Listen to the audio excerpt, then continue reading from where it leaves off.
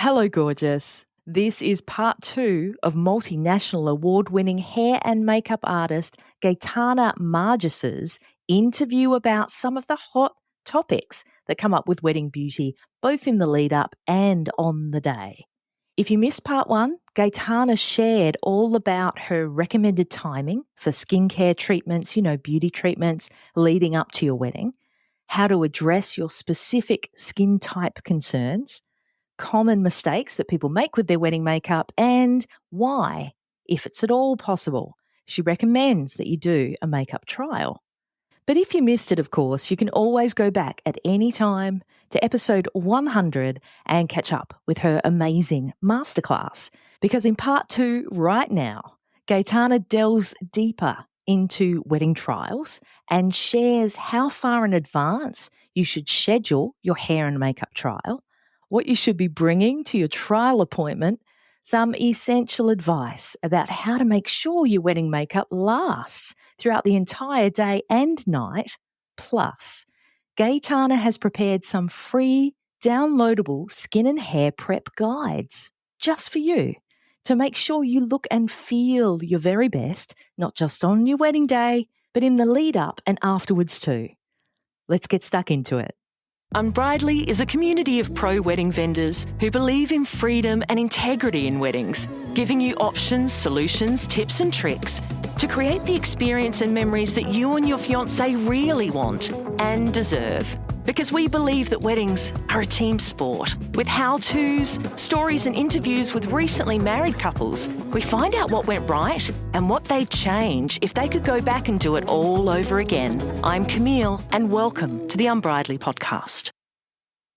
In part 1, we talked about the value of having a hair and makeup trial in the first place and why Gaetana recommends it if it's at all possible. And so we pick up from when I asked Gaetana how far out is ideal for having these trials. I normally say 3 months is a good guide, just to allow enough time to think about things like their hair as well, because sometimes I'm also doing their hair, but sometimes it's someone else doing their hair.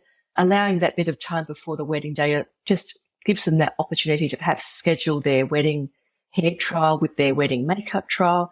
Again, we can't always get that right. Sometimes they want to do the triple threat where they schedule their makeup and hair with their dress fitting. Right. That takes a lot of jigsaw puzzles to come together. It doesn't always work, but a lot of brides, I can see why they would want to do that. So I think anything earlier than 3 months, especially for hair, it probably is just too long, because hair grows and it changes and colours get done, usually with that 3 month window.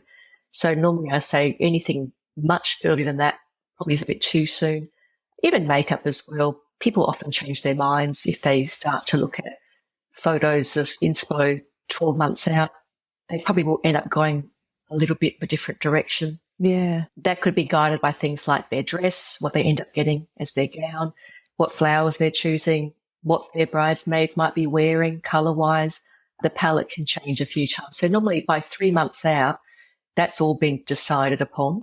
And then let's look at your palette. What are we talking about? What's the style of your wedding? How do you want to look? What vibe do you want to go for? Yeah, because you're refining things down as you're getting closer. And also, do your clients need to bring anything with them to the trial? What would you recommend? If they have their ride or die lipstick that they just know they're going to wear and there's no other option, bring it. If they're getting a hair trial and they've got their veil already, bring it.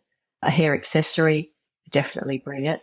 But if none of that applies, even just some photos, not why I say even have them sent to you before, it just helps me to, I know it sounds probably a bit silly, but to mentally prepare for what kind of appointment it's going to be, because it could be anything from Hollywood waves to a 90s high bun to a classic low bun. And with makeup, it can be Hollywood glam with a wing liner and a red lip, or it could be a stripped back, clean makeup. And the prep is different. The products you're selecting are different. So it's nice to go into the appointment already having, even if it's a few photos, that it might be a little bit different from each other, just to have a bit of an understanding of what that person is wanting to look for. And preferably photos of models or people who resemble them in some way.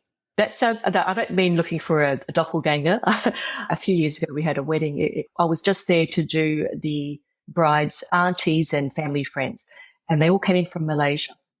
They were beautiful. They didn't speak a lot of English, so we had a bit of a language barrier, but they were just the most delightful people. And we hadn't met them before, obviously. They all flew in, I think, that week. And we asked them, because we couldn't really talk to them, if they had a photo that we could at least look at of what they would like, because it would help just cut out all the talking, really, which we couldn't really do with them. And they each came through. They were different photos, but they were almost identical, which was quite interesting. And every photo they brought in was a Caucasian woman who had blue eyes and blonde hair.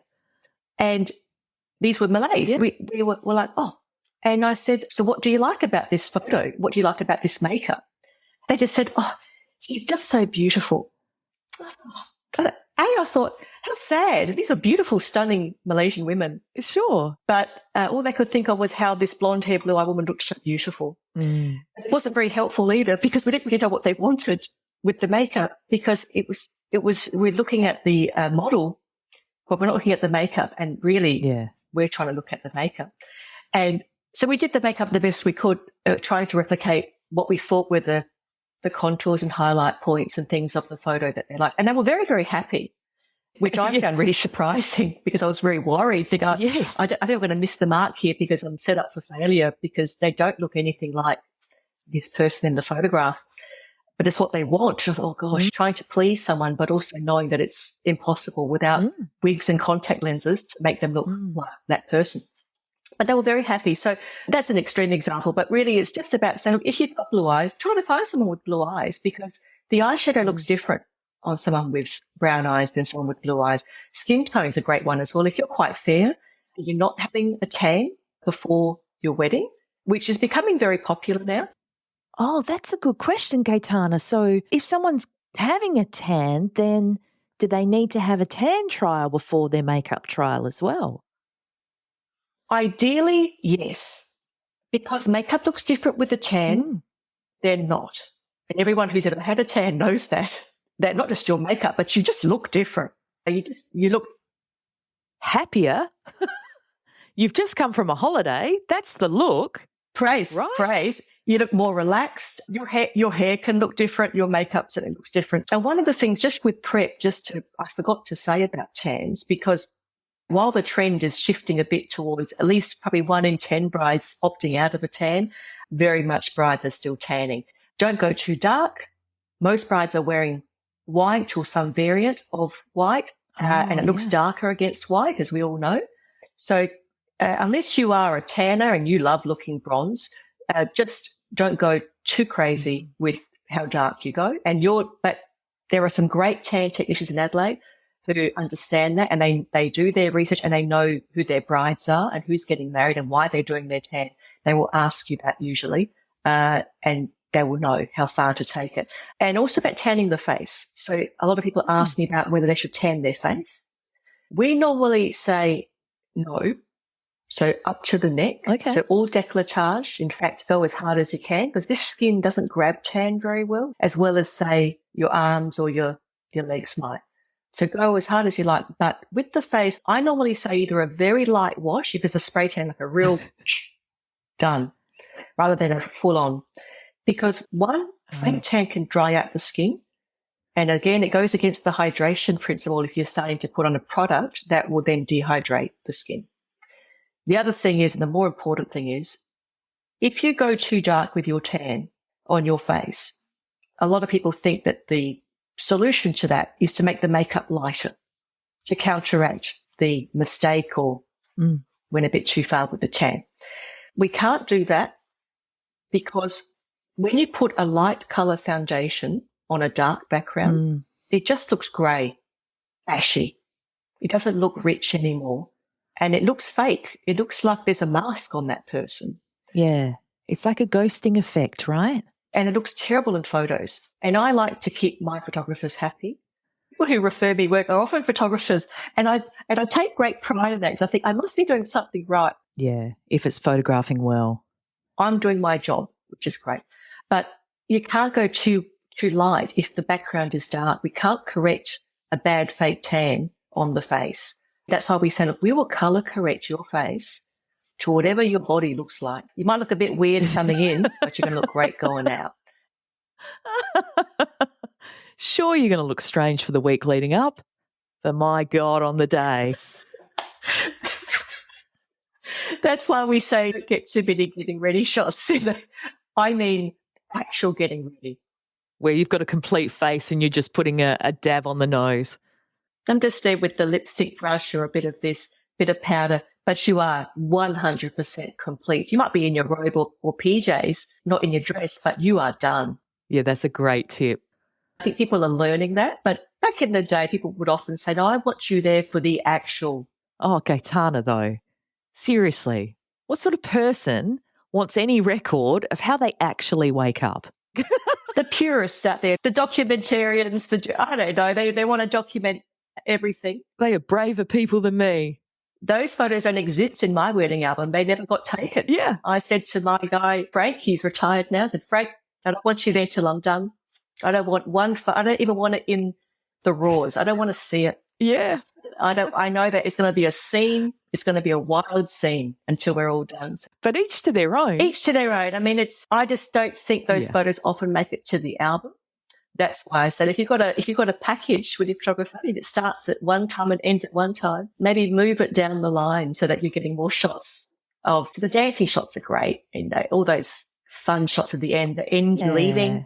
I love those shots. If you have only so much time with a photographer, then I think having an extra shot of you with half a face of makeup, I just don't think you're going to be doing yourself any favours with that shot. Whereas a mock shot, you might love that shot. Some folks don't even do that anymore. They're like, oh, I don't want the mock shot. Yeah. I'm just happy just to go straight into photos with my family and my bridal party. And of course, if you are the bride or the person getting married, however you identify, you are going second to last. Yeah? I say second to last. Depending on your group size, second or third to last, just not last. I beg of you. Okay, we've got the message across. So now we've got the full face of makeup. We've thrown the frock on or whatever the hell we're wearing. So now we want to help this listener with the best advice that you've got, Gaetana, on how to make sure that their wedding makeup lasts the whole day, the whole night, until they are walking out with, I don't know, sparklers, streamers, glass of champers in their hand. Love it. Ground up. So number one, skin prep. Avoiding the oils the day of the wedding. Nothing too heavy. I bring everything with me, from moisturizer to primers to everything else after that. So there is no need to go too crazy. And in fact, I would urge you not to, especially with anything overly oily, because it will just get in the way of that adhesion. Is that the word? Adhesion? The makeup adhering to the skin. So can I just clarify, Gaetana, they're waking up, they're having a shower, they're cleaning their face in the shower if that's what they do. Yeah. So wake up, have your shower, cleanse your face in the usual way, put on, if you've got a serum and a moisturizer, make sure that they are water-based. Right. Nothing oil-based because it will get in the way potentially with your makeup. Gotcha. So do your normal routine. I scrub my face in the shower and that's all you're getting, Gaetana. But okay, let's keep going. So cleansed and ready. If you've got love and it's water-based, use it. Once you've done that, I arrive. If I have to put more moisturizer because I feel that there's a couple of rough patches, I'll do it. I choose the primer based on either our trial or an assessment of your skin on the day and talking to my bride or person getting married. What is it that you're concerned about? Can you tell me a bit about your skin? Yes, I've got an oily T-zone. Right. We use a different primer in the T than we do elsewhere. Here's really dry. Right. We're going to put things that are going to hydrate that up and get that nice and plump, juicy for the makeup. We choose the foundation and concealers on the same basis. So there are great foundations that work with oily skin and some that are just woeful on oily skin. They'll slide right off. Right. And then conversely, you've got people with really dry skin that if you put one that's good for oily skin, it'll cake, it will bilge, it will look very mask-like and very heavy very quickly. And I don't know anyone who'd be happy with that. Concealer's the same. Then if someone's extremely oily, we look at powders. We don't tend to use a lot of powders these days unless someone is very, very oily and they need to have that powder soaked up. Once the makeup is set with a setting spray, and I've had a look and thought, that is picture perfect, I'm really happy with that. We then talk about maintenance. With professional makeup, there's not a lot of maintenance you have to do. A couple of considerations are your skin type. If you do oil up, some people oil up no matter what you do, and they'll get a shiny nose. I'll either direct them to some great pressed powders that they can purchase, or I'll give them a touch-up loose powder for that purpose with a disposable sponge they can use throughout the day if they need to, in a very controlled way. The rest of the makeup, in terms of your eyes, brows, cheeks, contour, highlight, it's the same. The standard is 18 hours of wear. So it should stay there. That's the bridal standard. I want you to be able to sleep in this makeup, wake up and just do a quick little panda eye fix up and you look good. And I've had some naughty people do that. I wore it to my recovery day and I still looked good. I couldn't believe it. Like, oh, look, it's a win. I wouldn't recommend it. But look, hey, it's wonderful to hear that it was that good. That, oh, yeah, I wore it the next day. I just had to fix up my under eyes a bit dark from sleeping. Eyes closed for 6-7 hours, but it looked bloody good. The standard we're trying to achieve is 18 hours of wear. So that's a really long time, but not really that long when you think about what time you normally start getting ready and what time you're finishing your day. You might be finishing your day at 1, 2 in the morning the next day. So it could be 18 hours. And the other thing is lipstick. Yeah. People always ask me, how do you make the lipstick last all day and all night without touch-ups? And the truth is there is no way to do that. I wish there were. That'd be great. I could make $1 billion. If you're wearing traditional lipstick, I'm talking about your bullet lipsticks that a cream lipstick that you buy from your MAC. You cannot put one application of that on, no matter how much lip liner. And we do put lip liner underneath it, and that does help as we line the full lip, not just the exterior. And that does help longevity, but it won't get you to midnight without reapplication. Now, some brides say to me, I'm wearing a nude lipstick, and I just don't care if it comes off halfway through my day or even a third of the way. Once I get through my ceremony and my photos, I just don't care what happens to lipstick then. In which case I say, don't worry about it.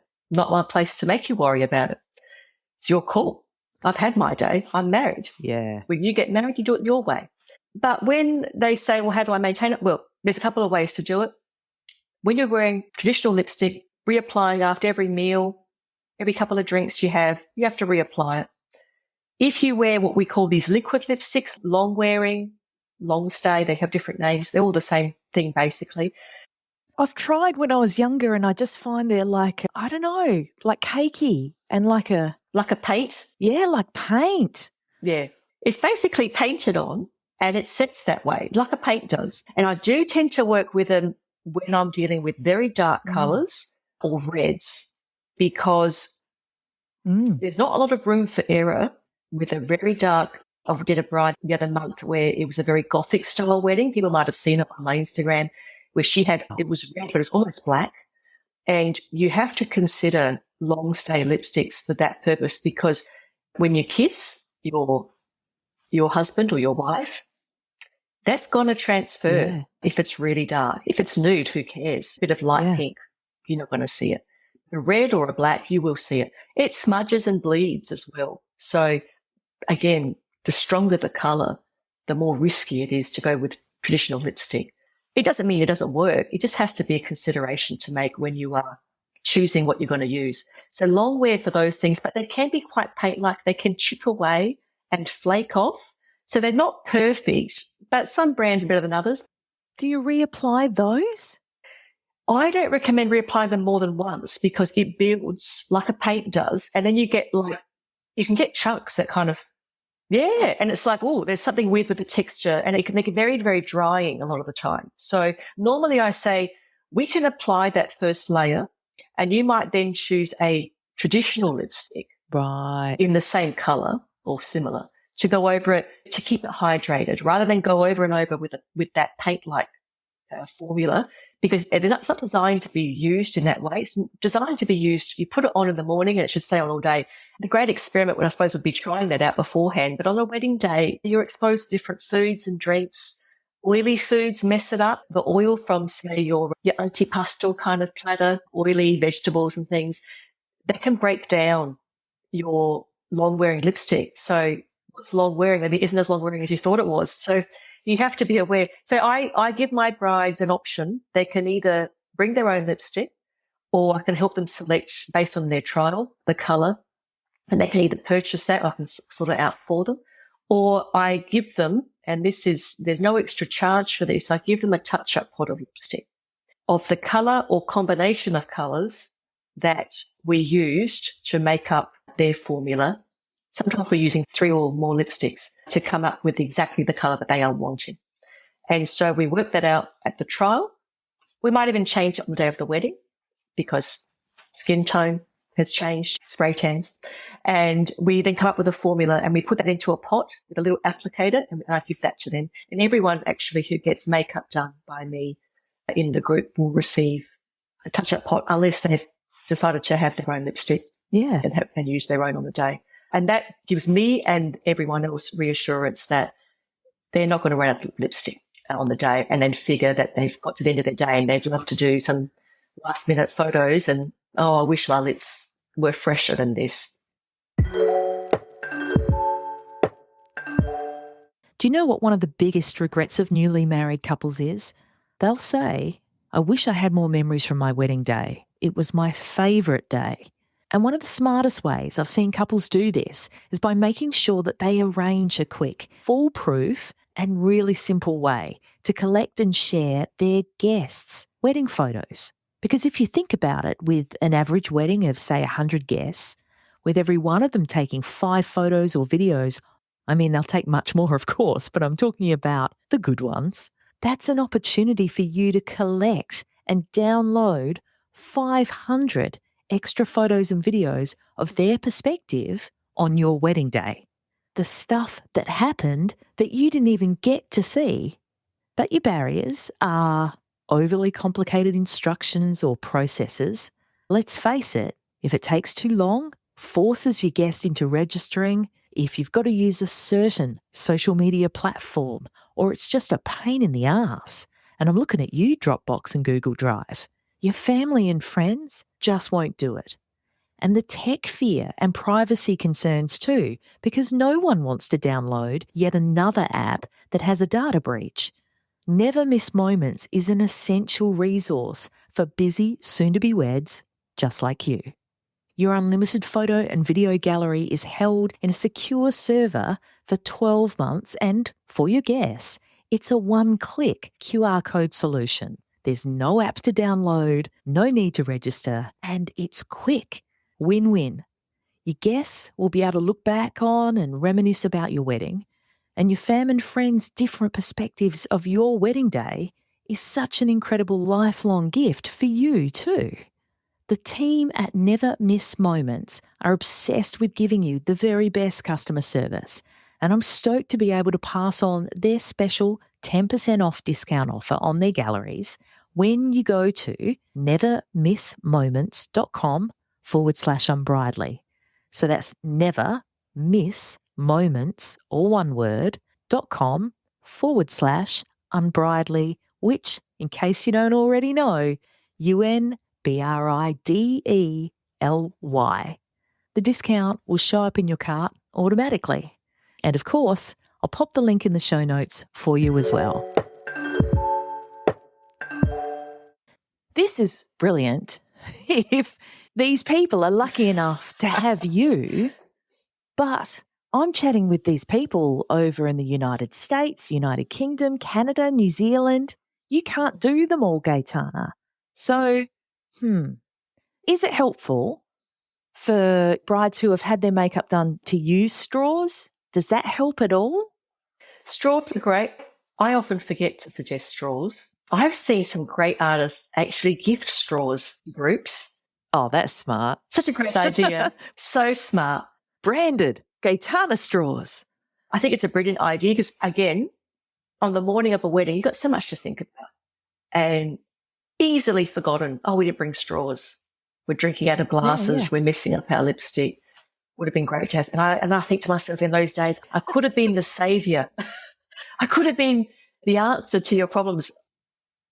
Gaetana, what we do, because we don't want to wreck the environment as well with plastic straws, and the paper ones don't work. Yes. So you get those really cool, like stainless steel ones. Yes. Maybe you get them engraved.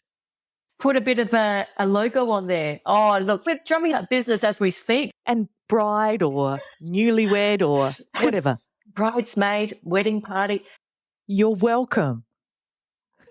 I'm going to have to send you some kind of commission if I make any Okay, money. deal. Like Camille tax. So straws are good, having something to, reapply. Do you put much stock in those finishing sprays? Can that help? They do help. There's some great ones out there. There's a couple of new ones that have come out someone saw it on TikTok and I saw it on Instagram, and the woman in the video dunks her face in water and the makeup stays put. I went and bought this thing. It's fabulous.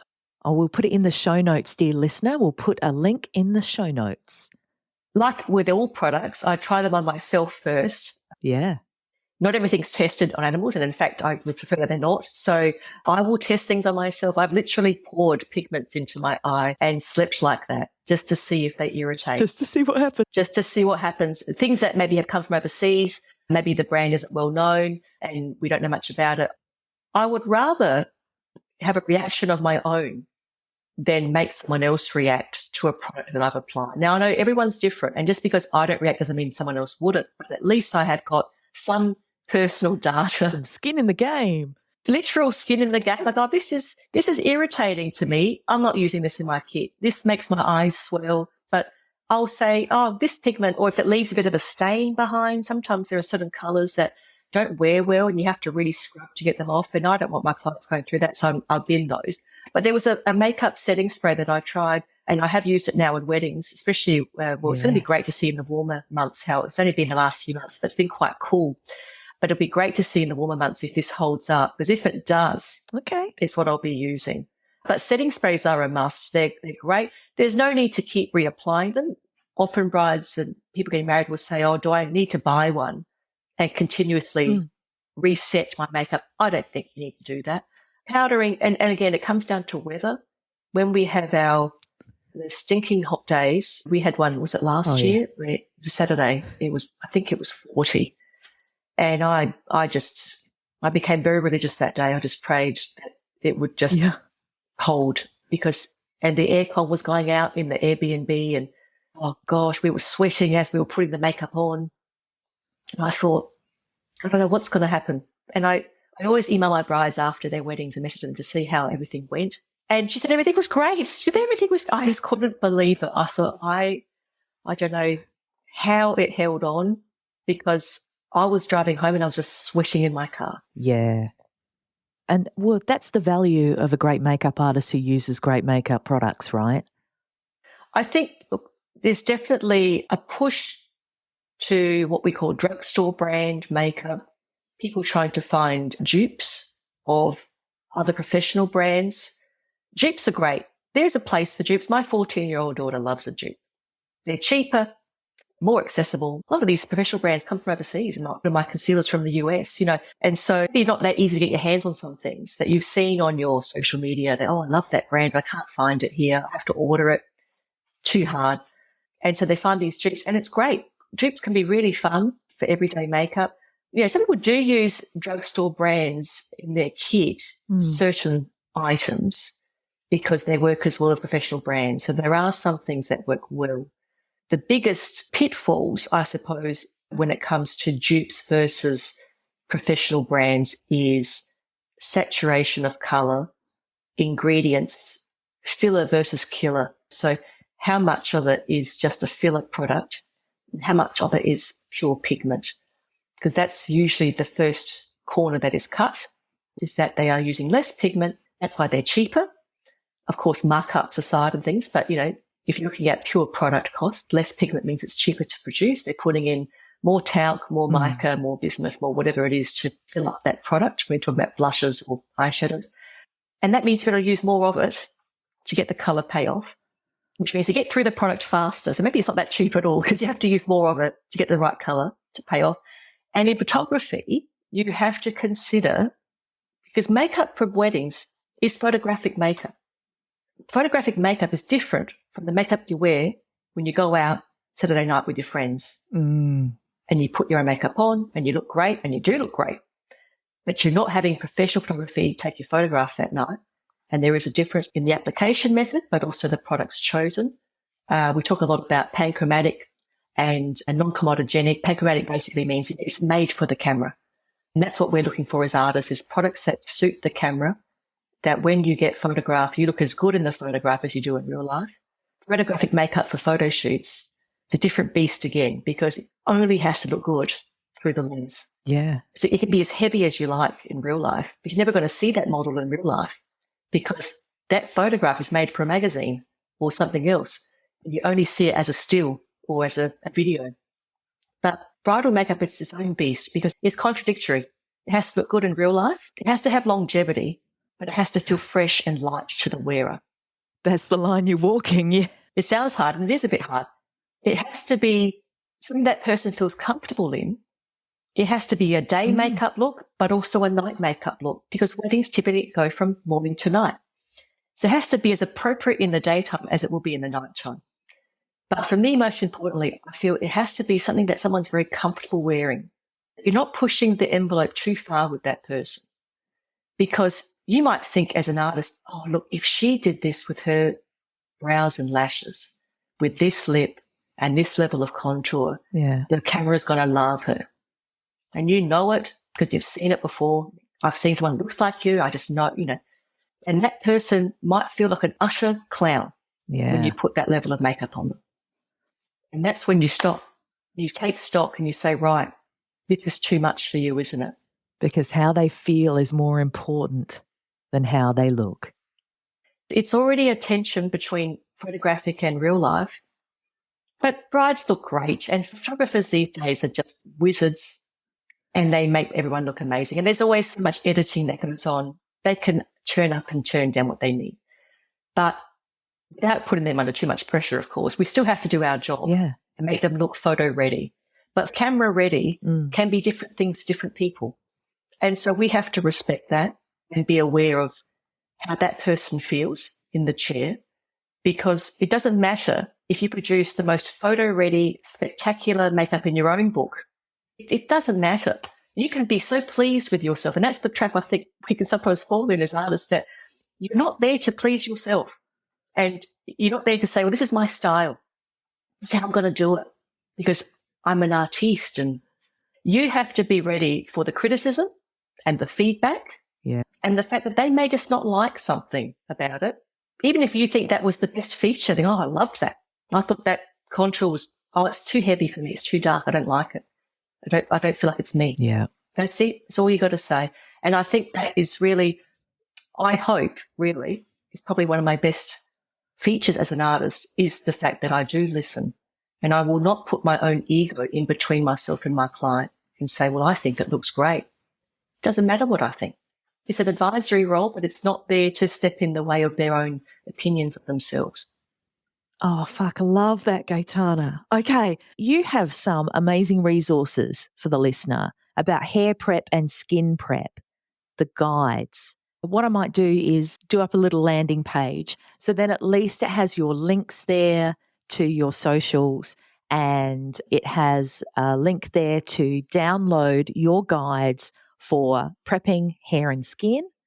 And so then people can find you, Gaetana, and they can get your guides and get all your amazing expertise, even if they're not here in Adelaide and able to experience it themselves. So I'm going to add the link in the show notes of this episode. So you just go through the description there and you'll find a link to Gaetana's hair and skin prep guides. Yeah, does that work? Absolutely. Gaetana, is there anything you would like to say to the listener about hair and makeup for wedding days?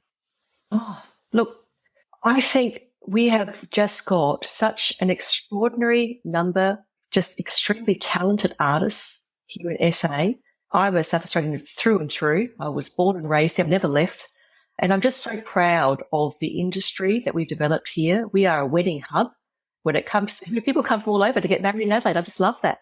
And I really enjoy the community that we have in SA, not just with hair and makeup teams, but also people like yourself who do the beautiful work you're doing with this podcast. I think it's great of you to do it. And everyone else who works together to produce these weddings for couples who deserve the world. I think they're paying a lot of money and they're putting a lot of time and effort into their day. And I think they are completely deserving of everyone's effort and time and skill. So I suppose what I want to say is we are just so lucky here in SA that we've got some fantastically talented people who specialise in weddings, do this kind of work all the time. These are full-time professional artists and hairstylists. And I'm always willing to lend a hand if someone is, we have a few desperate people sometimes on the socials that someone's bailed on them or something's gone wrong and they need to find someone quickly. And the amount of people who do step up and say, oh, I'm going to help you. And I think it's fantastic. I never felt safer. I never felt the same as a lawyer. I feel like you're just in such good company all the time that you can ring up and say, oh my gosh, something's gone wrong. I guess the bottom line is, dear listener, we have this amazing support network around us here as wedding professionals, which means even though you don't see it, you've got this amazing support network around you. So yeah, Gaetana's right. Whatever's happening, please don't panic. There's always a solution to every problem. And even when it looks hopeless, there is a way we're going to fix it. And I think that is when people are putting on a lot of pressure on themselves when they're getting married, when it happens to the best of us, to not panic because it is one day and it has to be perfect. I understand. I'm there for it. It's what we're here for. And we will make sure that we get it as right as you can possibly get it. And we'll do all we can. And I know that everyone's thinking that too. Everyone from the venue people, photographers, all the stylists, the florists, celebrants, everyone has that same ethos and passion. Yeah. I really want to see that continue. I think it will. I think we've got enough of the good people in SA who are doing that. I'd love to see it go Australia-wide, but, you know, different states have different attitudes to things, so it might not work. But South Australians are a funny old bunch, aren't we? We're a bit different from the rest. We're unique. We've got some pretty spectacular, like, natural venues over here and places you can go.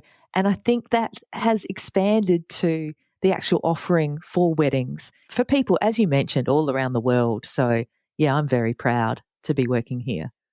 I'm going to let you go because you have just given us so much amazing information. And thank you so, so much for your time. You're welcome. And I'll see you real soon. Thanks, Camille. Thank you so much. That about wraps it up for this episode of the Unbridely podcast.